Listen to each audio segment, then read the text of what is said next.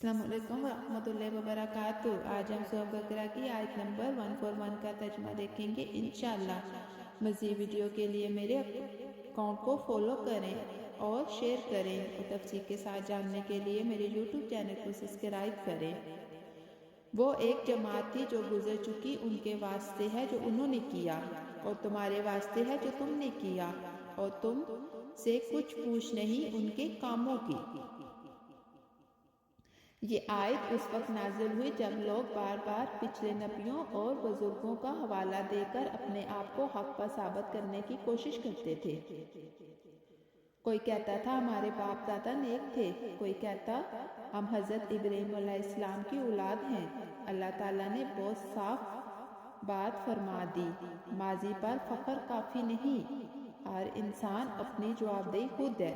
ये आयत हमें झंझोड़ती है कि अल्लाह के यहाँ